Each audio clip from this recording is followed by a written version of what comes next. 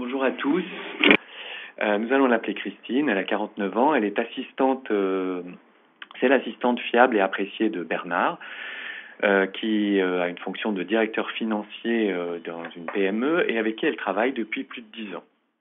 Dans le contexte professionnel. Depuis quelques mois, la relation entre Bernard et Christine s'est tendue.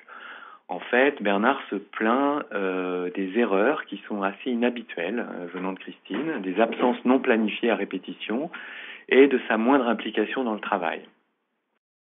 Et par ailleurs, il se met un peu à vérifier aussi son travail pour éviter des déconvenues qui sont de moins en moins rares dans le cadre de leur collaboration. Sur un plan plus privé, depuis ces quelques mois, Christine, en fait, héberge sa mère, qui s'appelle Jeannette, dans le cas, qui est dépendante, et que sa maladie, maladie d'Alzheimer, a rendu acariâtre, ingrate et parfois insultante. Face à cette épreuve personnelle, en fait, Christine prend sur elle et elle fait tout pour ne pas sacrifier son travail. C'est son objectif, en fait, de pouvoir faire face. Dans le volet, évidemment, dans le cadre de son travail, elle a prévenu son employeur de sa situation personnelle, sans forcément rentrer dans tous les détails, mais en tout cas, voilà, en signalant sa situation. Et elle s'est organisée pour assurer son travail normalement.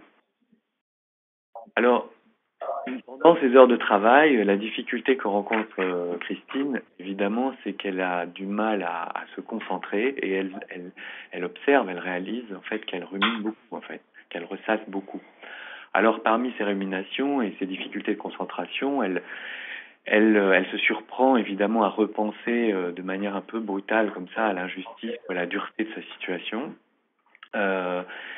Quand elle repense à la fin de la journée et qu'elle se projette en fin de journée, elle redoute un peu de retrouver sa mère en fin de journée et de la situation difficile.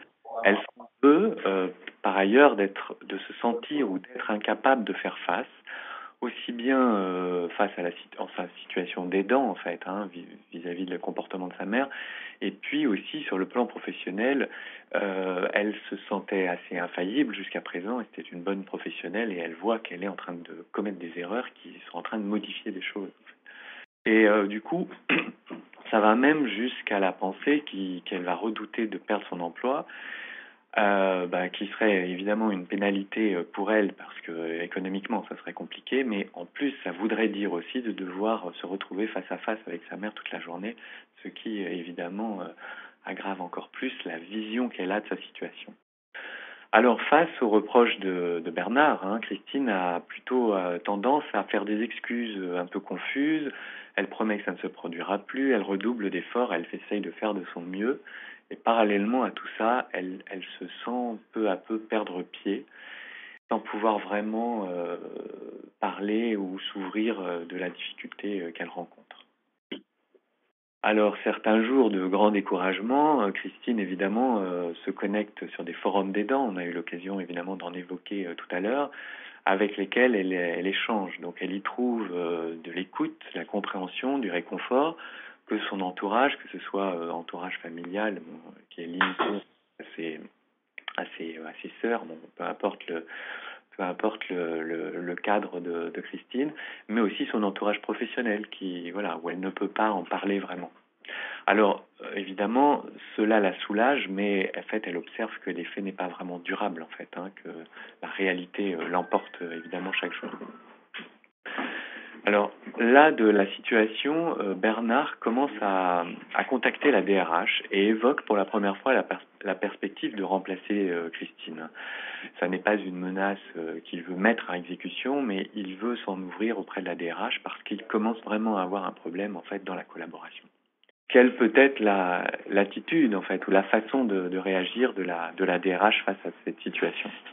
Alors, pour voir en fait, pour analyser en fait ce qui s'est passé concrètement dans ce cas, je vous propose d'identifier en fait les personnes qui sont impliquées, ce qui va être une approche propre, donc une approche systémique pour voir tous les gens impliqués et comment se font les interactions. Alors, on a donc le personnage de Christine. Dans son cadre de travail, il y a Bernard le directeur, Pascal la DRH, et puis Patrick le médecin du travail qu'elle va solliciter. On va voir comment. Et dans son cadre privé, on a simplifié le cas et on a mis effectivement la mère en face et la relation qui est extrêmement difficile du point de vue de Christine entre la mère et la fille. Dans le cadre du travail, on a Bernard qui exprime en fait directement auprès de Christine ses plaintes. Christine qui essaye je vais le dire de manière peut-être un peu inélégante, mais qui essaye parfois de jouer la montre, c'est-à-dire qu'elle va voir son médecin du travail et elle essaye de négocier des inaptitudes temporaires pour pouvoir respirer. Et on a envie de dire la cocotte minute monte. Alors je ne sais pas si l'expression est très bien.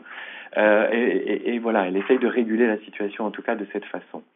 Ce qui ne convient de moins en moins à Bernard et la tension de la relation s'en ressent. Ensuite, Bernard va voir la DRH, ça nous l'avons vu, et donc la réaction de la DRH, elle va être celle-ci, elle va, dans le cas précis que nous vous présentons, parce que c'est comme ça qu'on a rencontré en fait ce cas, elle va recommander en fait d'aller consulter un intervenant de l'acte. Alors, comment elle a eu cette idée? C'est en fait dans le cadre de sa prévention des risques psychosociaux, elle était déjà en contrat avec l'acte, mais le cas de Christine était inhabituel pour elle en fait, n'était pas dans les clous pour elle, puisque ce contrat il est plus orienté sur la prise en charge de harcèlement ou la prise en charge d'épuisement professionnel. Ou de gestion de conflit, mais là, en fait, c'était un cas spécifique et du coup, elle a eu l'idée, en fait, de voir comment, en fait, l'intervenant pouvait l'aider. Alors, si on essaie de voir comment ça se passe sur un plan interactionnel et relationnel, on a simplifié un peu la problématique et on va se dire, bon, là, il y a une boucle interactionnelle entre Christine et Bernard sur le plan professionnel où Bernard est inquiet en fait et il va chercher à contrôler pour se rassurer face aux erreurs de Christine, et Christine va essayer de le rassurer en lui disant tout va bien et en essayant de faire ça. Et plus elle essaye de se justifier et de se rassurer, et plus ça inquiète en fait Bernard. D'un autre côté, face au comportement de la mère de Christine, en fait, la mère de Christine va exprimer son impatience, sa colère. Elle va le faire de manière un peu brutale et excessive, mais en tout cas, il y a un message derrière de quelque chose qui ne va pas. Et elle attend vraisemblablement une réaction de Christine. Mais Christine le vit très mal et prend sur elle et adopte une stratégie de mieux vaut ne rien dire et la laisser dire qu'elle est comme ça. Et cette boucle-là, en fait, au plus il y a des revendications de la mère et au plus il n'y a pas de réponse, en fait, vraiment de la part de Christine, ça fait monter aussi la pression énormément de ce côté-là. Alors, pour aller plus loin dans la compréhension de la résolution de problèmes, je vais vous présenter le concept de tentative de solution, qui est un concept clé de la façon dont nous travaillons, en fait, sur les cas, les situations que nous rencontrons. Et ce qu'on appelle la tentative de solution, c'est des solutions qui sont mises en place par la personne ayant un problème et ou par les personnes impliquées dans le système pour résoudre ce problème. Et en fait, ce sont aussi des tentatives qui se révèlent dysfonctionnelles. Alors, en fait, quand elles se révèlent dysfonctionnelles, elles maintiennent et exacerbent involontairement le problème au lieu de le résoudre. On pourrait prendre l'exemple de celui qui essaye d'éteindre le feu avec de l'essence, par exemple, sans savoir en fait que ce qu'il y a dans la bouteille qu'il utilise, c'est de l'essence. D'une certaine façon, on pourrait dire, pour reprendre un mot de Václavic, le problème, c'est la solution. C'est-à-dire la solution qu'on imagine être la meilleure, eh bien, elle va contribuer en fait à nourrir et à entretenir le problème. Et une autre façon de le dire, c'est que généralement, on puise dans ces ressources en fait pour réguler des situations, et ces ressources sont assez efficaces au global et on arrive plutôt bien à résoudre des problèmes. Mais dans certains cas, on se rend compte que les ressources les plus évidentes et celles qui fonctionnent et qui marchent d'habitude, là, elles ne fonctionnent plus. Et pourtant, comme on sait que ce sont des ressources, on continue à les solliciter. Et elles deviennent en fait des limites en fait par rapport à ça. Alors, si on regarde ce qui se passe dans le cadre du travail, les principales tentatives de solution de Christine, c'est ce que nous allons nous essayer d'identifier pour pouvoir après l'aider au mieux par rapport à ce qu'elle fait. Alors, vis-à-vis de Bernard, elle va tenter d'éviter les réactions négatives. Elle va essayer de minimiser la situation.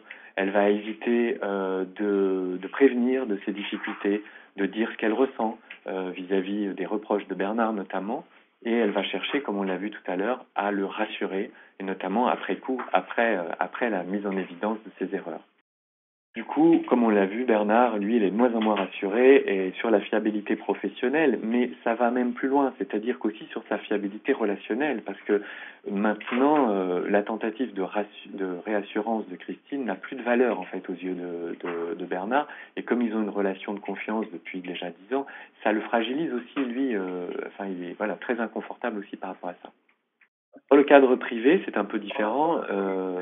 Christine va prendre énormément sur elle, on l'a vu tout à l'heure, elle va chercher à contrôler ses sentiments et ses sensations.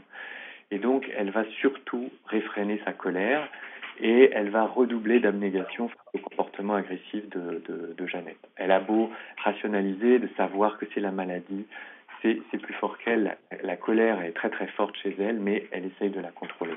Alors, si on peut essayer de résumer ce qui se passe en fait pour Christine, elle est un peu dans un piège en fait assez fort qui va s'exprimer à la fois dans son cadre professionnel et à la fois dans son cadre personnel. Pour reprendre ce qu'a dit tout à l'heure Grégoire, à juste titre, les, des aidants, ce sont des phénomènes que l'on peut retrouver assez souvent. Christine a une attente, un espoir, en tout cas une sorte, non pas une sorte d'illusion, mais comme une sorte d'objectif qui est de remplir son devoir et être exemplaire. Pour ça, elle va mettre en place une stratégie, être forte face à l'adversité. Mais elle va se rendre compte, en fait, qu'elle est déçue de constater ses faiblesses, autant par la culpabilité et les colères qu'elle a pour sa mère et également pour les erreurs qu'elle fait au travail. Alors elle va essayer de mettre en place, elle va prendre sur elle va redoubler d'efforts, elle ne va rien dire, elle va chercher à rassurer et ça va contribuer à renourrir son illusion de je vais quand même cette fois-ci parvenir à remplir mon devoir, à être exemplaire. Et donc elle va continuer à faire ce qu'elle fait pour être forte et face à l'adversité et elle va aller de désillusion en désillusion jusqu'au moment où elle va s'épuiser, jusqu'au découragement extrême et dans le cas qu'on a rencontré, elle a évoqué évidemment des pensées suicidaires pour faire en sorte que tout ça s'arrête le plus vite possible. Alors notre diagnostic face à ce cas, c'était qu'il y a une vraie dégradation d'une relation professionnelle, qui est liée à une situation personnelle difficile à gérer, et la demande première en fait de Christine a été de dire je veux garder mon travail et la relation professionnelle est en train de se dégrader, mes performances professionnelles se dégradent, donc je veux y aller. Et donc on va aussi diagnostiquer qu'il y a une gestion émotionnelle qui la pénalise. Notre intervention, en fait, s'est faite sur deux axes. D'abord, gérer les émotions ambivalentes pour qu'elle obtienne aussi des effets durables, hein, donc notamment canaliser ses états émotionnels limitants dans sa colère. Et puis, lui suggérer au travail d'arrêter d'éviter des réactions négatives en lui donnant voilà, des protocoles et des exercices à faire qui visent à affronter les difficultés, prévenir et anticiper en fait les choses. Et donc, au bout de 5 séances, en fait, Christine a pu dire en fait elle avait retrouvé un apaisement émotionnel dans une situation qui reste de toute façon éprouvante et qu'elle accepte comme telle en fait.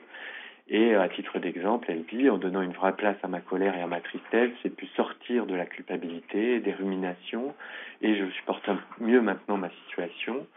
Je ne vois plus ma mère comme injuste ou insultante, mais malade et souffrante, et la relation avec Bernard a complètement changé. Maintenant, il se montre plus inquiet, il demande des nouvelles régulièrement, et donc elle a retrouvé en fait une capacité en fait à se reconcentrer et à retravailler normalement. Voilà, je suis arrivé à la fin de ce cas.